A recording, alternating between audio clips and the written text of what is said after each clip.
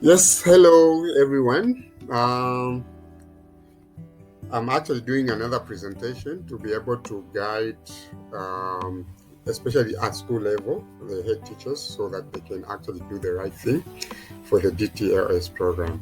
So, this presentation is actually simply how to select the gatekeepers at school level, and I'll go into it just to make sure that we do the right thing. However, it is actually a very simple thing. We basically just want to follow a process so that we are able to understand what we are doing. Let me go into it. Welcome to our presentation, ladies and gentlemen. This presentation is a complete guide on how to select gatekeepers from the school level and what should be done to ensure they are onboarded onto the DTS program. So, before I go into it, I want to quote someone. I think this is Guy Kawasaki, who actually said that if you have to put someone on a pedestal, put teachers. They are society's heroes. I'm sure it is a self-explanatory quote, which probably say if you really want success, the best people to actually work with are the teachers, because they are the very, very most important people in the community. So that is why we would really want to make sure that teachers become our gatekeepers.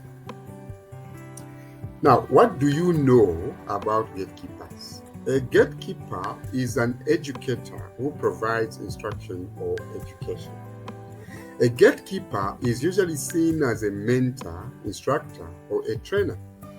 The difference between the gatekeeper and the teacher is that gatekeeper educates, whereas teachers teaches. That is to say, a gatekeeper does not merely teach. He gives his students intellectual, moral, and social instructions. So what we are basically saying is that we are actually trying to upgrade the teacher from a teacher to a gatekeeper so that they perform and function under the DTLS program in a way that we want to make sure that our project is a success. We realize very well that this is a unique project and it really deserves a lot in terms of resource personnel. So, what are the gatekeepers that we want? Gatekeeper we want? One, we emphasize a point that we want that willingness. At school level, we want that willingness. We need to have these teachers need to have a willingness to learn to be a good gatekeeper and have a passion to do so. They should be willing to study for a bachelor's or master's with a goal of providing support to their community as well. So that is what we want. Secondly, we also want them to probably be ready to train others. So the teachers that will actually be the gatekeepers should actually be willing to be able to train others. Now, I want to really be very emphatic on this point because I want to make sure that we all understand.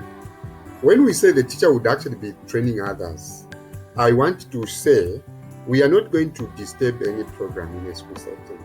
We are not going to disturb any setting. All the systems would run in a school just like that.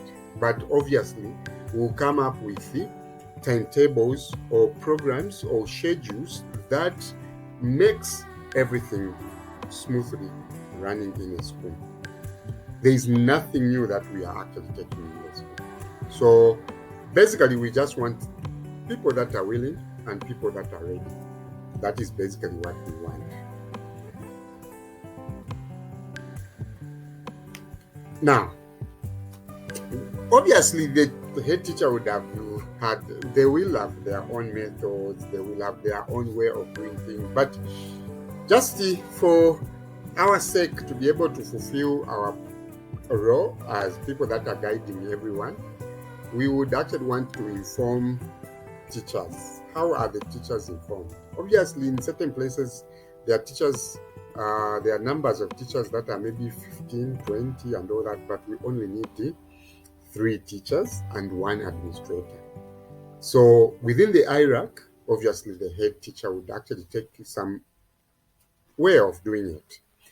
So we are proposing that maybe the head teacher will actually call for a meeting and inform the teachers of the DTLS program. That is obvious.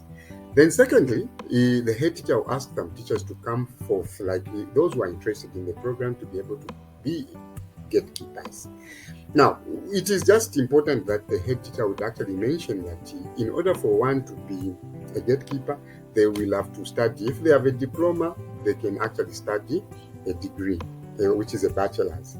If they have a bachelor's, they will have actually to do a master's. If they have a master's, they have to do another master's. I think that is the point we need to drive out. It is an equal advantage. It is actually something good that they actually do that. So number 4, the head will actually allow the teachers to show cause why they are supposed to be picked.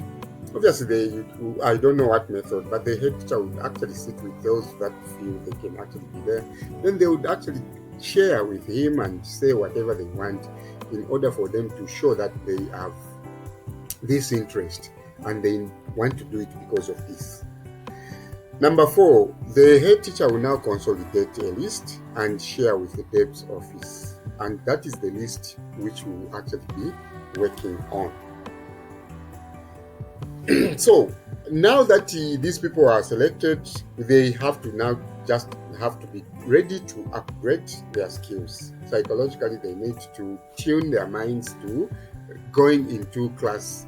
Of course, class is 100% online, meaning they will be studying while at school. There is nothing like residential. There's nothing like whatever. The only thing that is there for those that are doing masters in a district and for those who are doing bachelors in a district, we would actually request the DEBs to be calling for sessions where people can actually meet maybe at a certain school in a hall, and then there will be a presentation by maybe one of them or two so that they consolidate in terms of the learning. So support will just be within the district. There is nothing like traveling to anywhere. It is just basically at your home, at school, and at district level office where we're actually doing these things. So the selected teachers should be ready to upgrade in the field of technology by taking up the programs at bachelor's and master's level. Then they should also be ready to pay the following fees: 150 application fee, 2005 registration for the entire program, examination fee per semester.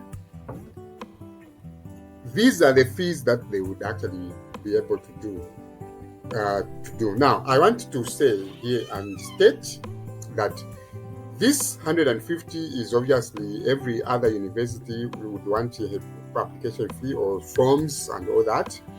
Then the 2,500 is registration just for the entire program. So I need to mention here again that we have negotiated to remove the tuition fee. In short, we are actually going to meet the tuition fee for the teachers or on behalf of the teachers. In case of it, this is the money that we paid to the university for them to be able to run. So we are paying off the tuition fee without you as the teachers to pay. So in the 2 years of the program, you also pay 2,500.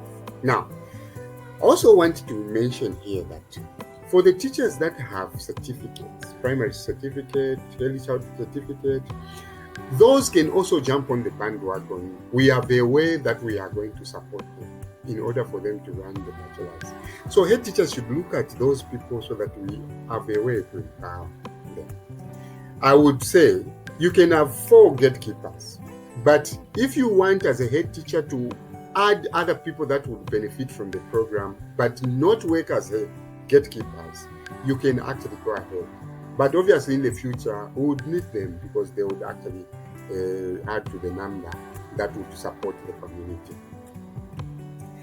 Then for exams and assessments and all that, the university is handling the everything, and you pay 1,500 examination fee per semester. So this is per semester. So per semester 1,500, another semester 1,500. Obviously, if you look at all this money involved, you would actually see that we have done our homework, we have done our level best to fight hard so that we can have the best for our teachers who are actually going to work for us and be able to be part of what we are doing. So already the empowerment of a teacher starts from here, where we are making them upgrade their qualifications. So on the gatekeepers, we also need an administrator or administrators. So we want an administrator who actually offer leadership. They'll provide leadership in the knowledge center running. So the administrator to be on the DTLS program can be the head, can be the deputy, can be the HOD, or can be the senior teachers who will be responsible in providing leadership to the team of gatekeepers at school level. The administrator will also be the primary contact at school level in terms of we writing to them in terms of emails and all those things. We are going to build the capacity of everyone. So administrators are very important in everything we do. And we want to emphasize that we would want them to be part of this, and they should also take a lead in upgrading. The teachers, how do you really look at these guys we are selecting as gatekeepers at the district or at the school level? We want someone who would actually be a computer teacher or computer studies teacher. Is actually automatic.